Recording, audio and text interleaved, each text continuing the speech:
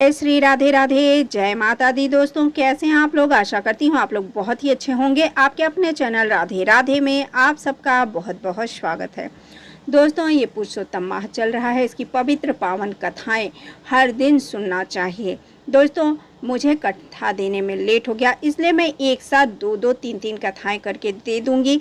आप लोग समय निकाल के इन कथाओं को अगर एक भी दिन सुन लिया, इन पावन कथाओं को, तो उसका पूर्ण फल आप लोगों को जरूर प्राप्त होगा। तो दोस्तों, इस पुरुषोत्तम माह की कथा महात्म्य, जो कि पहली कथा से ही हम आपको शुरू करते हैं, इसका हम आपको वीडियो दे भी चुके हैं, वो जो कि बहुत ही पवित्र और पावन कथाएं हैं। तो चलिए दोस्तों, आज हम आपको इस कथा की शुरुआत कर रहे हैं, जो कि हम रेगुलर आप लोगों को पूरे एक महीने का कथा जरूर देंगे। पुरुषोत्तम माह की, जो कि कल्प वृक्ष के समान भक्तजनों के मनोरथों को पूर्ण करने वाले, वृंदावन की शोभा के अधिपति, अलौकिक कार्यों द्वारा समस्त लोगों को चकित करने वाले वृंदावन बिहारी पुरुषोत्तम भगवान को नमस्कार करता हूँ। दोस्तों, ये बहुत ही पावन कथा है, आप लोग ध्यान से जरूर सुनिएगा। नारायण नर नरोत्तम तथा देवी सरस्वती और श्री व्यास जी को नमस्कार कर जय श्री इच्छा करता है। यज्ञ करने की इच्छा से परम पवित्र नैमिषारण्य में आगे कहे गए बहुत से मुनि आए, जैसे असित, देवल और सुमंतु, पिंपलायन, सुमति, कश्यप, जबली, भृगु, अंगिरा, वामदेव, सुतीक्षण, सरभंगा, पर्वत, आपस्तंभम, मंडव्य, अगस्त, कात्यायन, रथितर, ऋषुभ, कपिल, राभ्यम, गौतम, मुंतिन, मुंदल, कौशिक, गालव, क्रंतु, अत्रि, भर्मु, त्रित, शक्ति, बृद्धु, भोदयान, वासु, कौंडिक, पृथ्वी, हरित, ध्रुव, शंकु, संस्कृति, शनि, विभंडक, पंग, गर्ग, कंडक, जमदाग्नि, भरद्वाज, धूम, मौन, भार्गव, कर्कश, शौनक तथा महान तपस्वी शतानंद,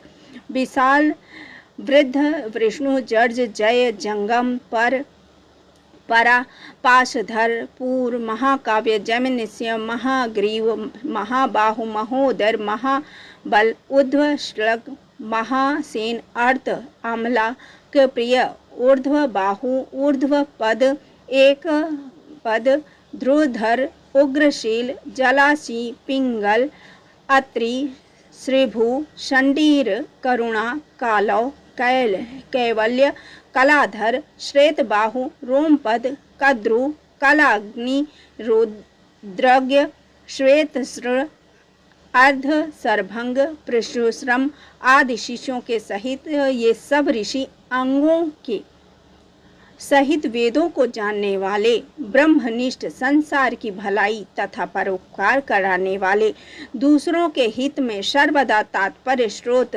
स्मार्त कर्म करने वाले नैमिषारण्य में आकर यज्ञ करने को तात्पर्य है। इधर तीर्थ यात्रा की इच्छा से सूत जी अपने आश्रम से निकले और पृथ्वी का भ्रमण करते हुए उन्होंने नैमिषारण्य में आकर शिष्यों के सहित समस्त मुनियों को देखा।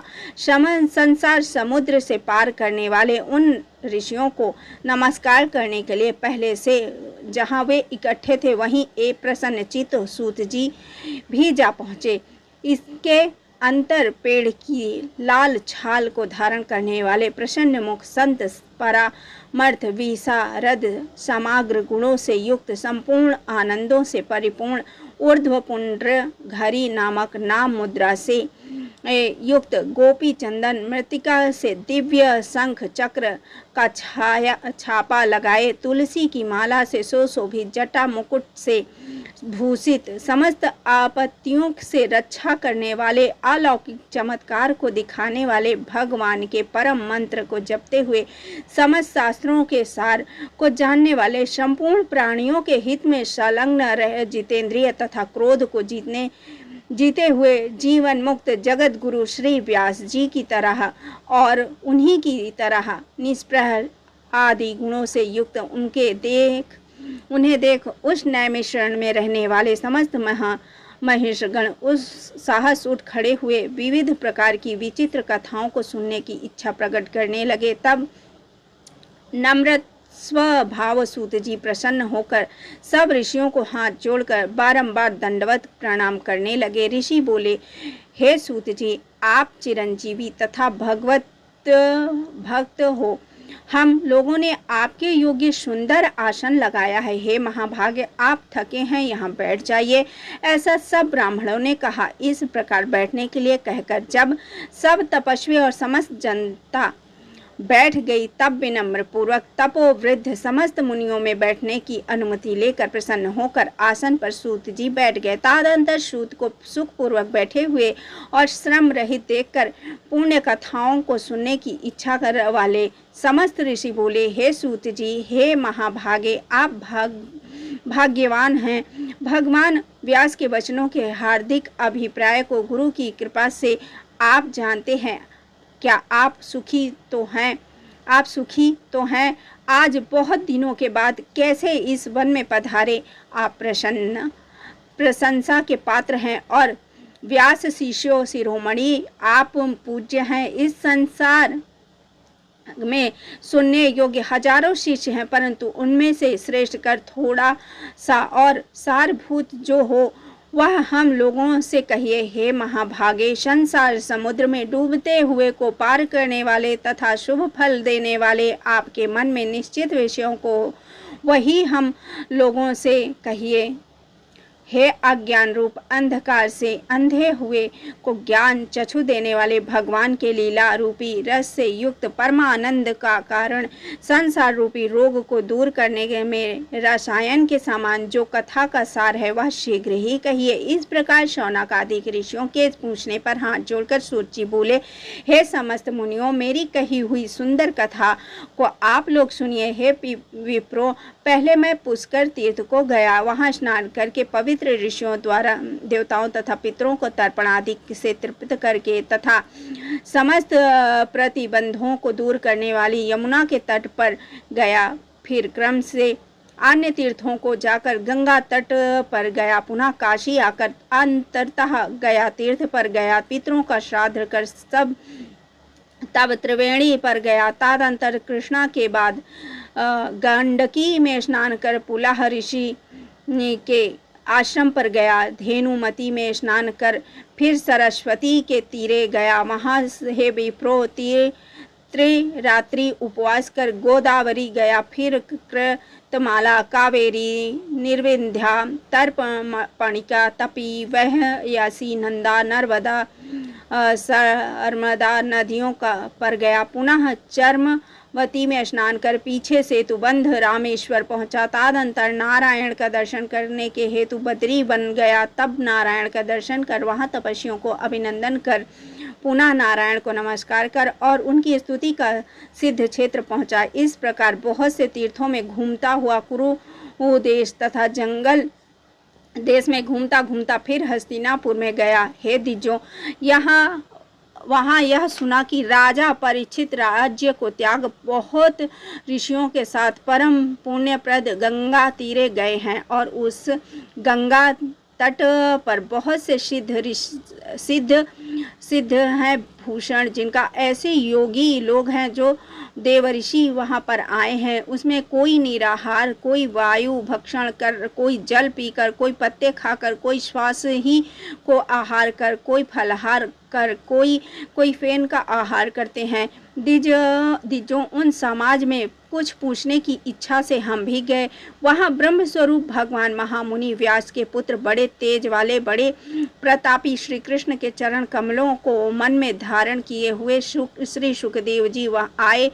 उन 16 वर्ष के योगी राज शंख की तरह कंठ वाले, बड़े लंबे चिकने वाले से घिरे हुए मुख वाले, बड़ी पुष्ट कंधों की संधि वाले, चमकती हुई कांति वाले, अवधूत रूप वाले, ब्रह्म रूप थूकते हुए लड़कों से घिरे हुए, मक्षिकाओं से जैसे हस्त हस्ती घिरा रहता है, उसी प्रकार धूल हाथ में लिए हुए स्त्रियों से घिरे हुए सर्वांग धूल रमाए महामुनि सुखदेव को देख सब मुनि प्रसन्नतापूर्वक हाथ जोड़कर साहस उठ खड़े हो गए। इस प्रकार महामुनियों द्वारा संस्कृति भगवान सुख को देखकर पछताती हुई स्त्रियां और साथ के बालक जो उनको चिढ़ा रहे थे दूर ही खड़े रह गए और भगवान सुख को प्रणाम करके अपने अपने घरों की ओर चले गए। इधर मुनि लोगों ने सुखदेव के ये बड़ा ऊंचा और उत्तम आसन बिछाया। उस आसन पर बैठे हुए भगवान सुख को कमल की कर्णिका को जैसे कमल के पत्ते घेर लेते हैं, उसी तरह मुनि लोग उनको घेर कर बैठ गए। यहाँ बैठे हुए ज्ञान रूप महासागर के चंद्रमा भगवान महामुनि व्यास जी के पुत्र सुखदेव ब्राह्मणों द्वारा की हुई पूजा को धारण कर तारा गणों से घिरे हुए चंद्रमा की तरह शोभा पा रहे थे। श्री पुरुषोत्तम प्रथमोध्याय श्री हरि शरणम। दोस्तों, ये पहला अध्याय जिसमें सुखदेव की महिमा और सभी ऋषियों का नाम लेके जो एक ऋषि का भी नाम महान पुण्य को प्रदान कर देता है, सारे तपस्वियों के श्री चरणों में हम बारंबार प्रणाम करते हैं। और इस कथा में जो भी पुण्यदायी है उन सभी को हम प्रणाम करते हैं, सभी के लिए सादर हम शीश नवाते हैं और इसी कथा को यहीं विश्राम देते हैं। अगली दूसरा अध्याय आप लोगों को कल सुनाएंगे। तब तक के लिए वीडियो को यहीं समाप्त करते हैं। अगली कथा में हम फिर मिलेंगे। तब तक के लिए जय श्री राम, जय श्री हरि विष्णु, जय माँ महालक्ष्मी।